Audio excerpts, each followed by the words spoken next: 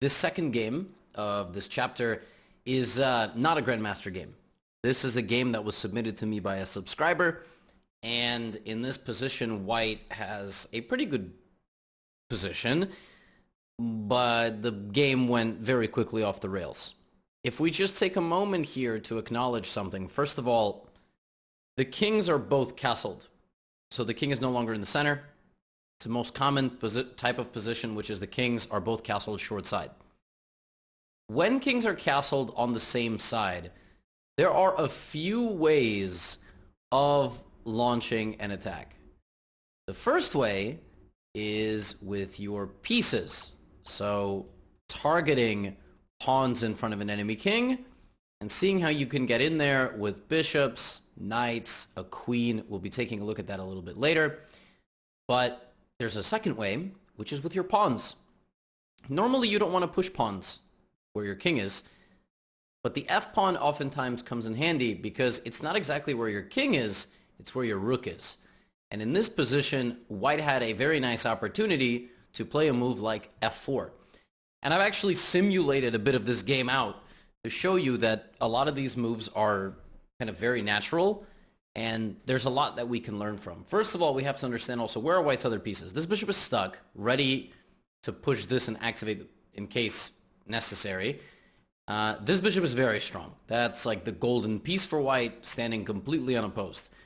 The move f4 has two ideas. Number one, you're using a very poorly positioned bishop here to threaten it with a trapping. If Black plays the move e5, that actually plays directly into White's hands, and a very important moment. Do you push and continue trying to pawn storm, or do you take and open up the rook?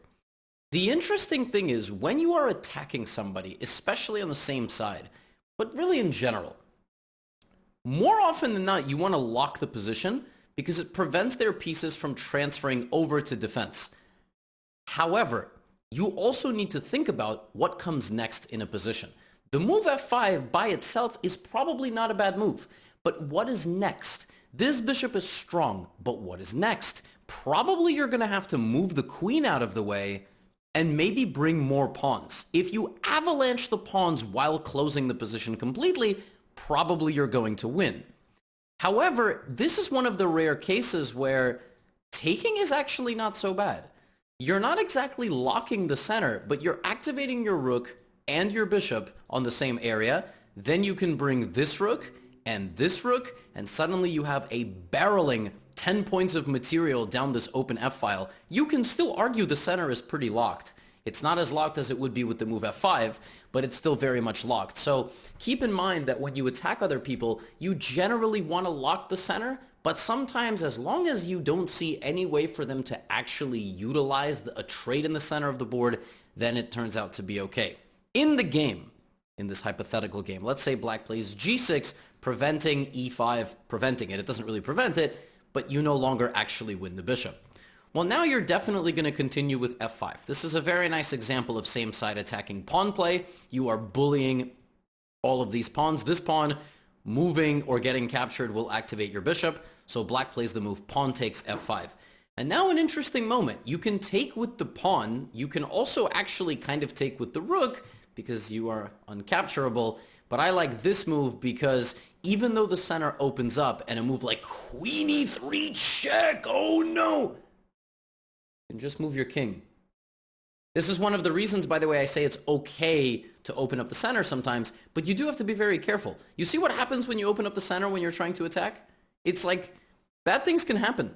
You trade and all of a sudden this happens and you're under some attack. You have to make sure that you've foreseen enough that your attack continues despite the opening of the center. So when pieces are traded, when an attack is about to happen, be wary of the counterplay.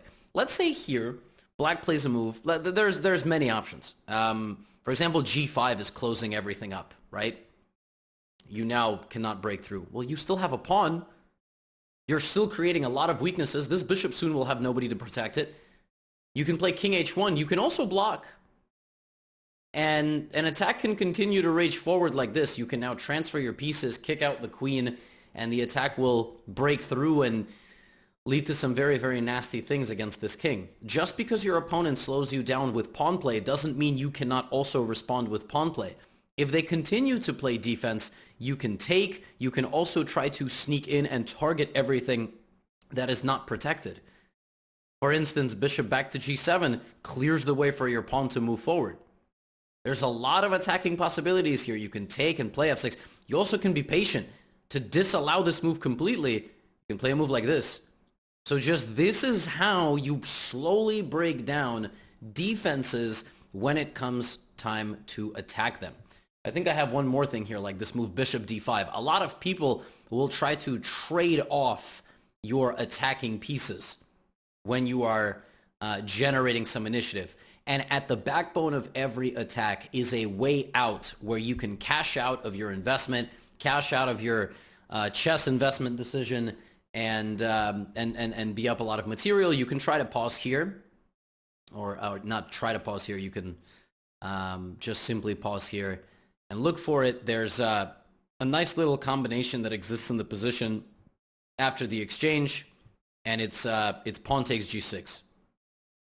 You could take on d5, you take on g6, and there is this very nice move, queen f3, which targets the bishop, the rook, and the rook behind. And there's just no way for black to defend everything.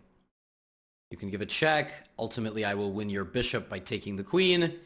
And it's a very nice kind of like backing out. You don't always have to deliver a checkmate. If your opponent drastically overreacts to your attack, suddenly you just have to identify what pieces have been loosened up in the attack. So this was an example of same side pawn play to create an attacking chance, activating your rook via your f-pawn, utilizing other threats, not just on the king, but also on that specific area of the board in general, pawn storming, breaking in, the decision between locking the center versus keeping it a little bit more open so that some of your pieces have movement, evaluating whether or not your opponent is actually getting any sort of counterplay and can utilize the center being opened.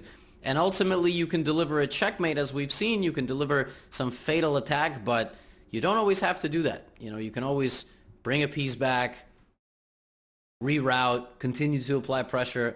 In the other case, it was win material. So this is an example of pawn attacks on same-side castling situations.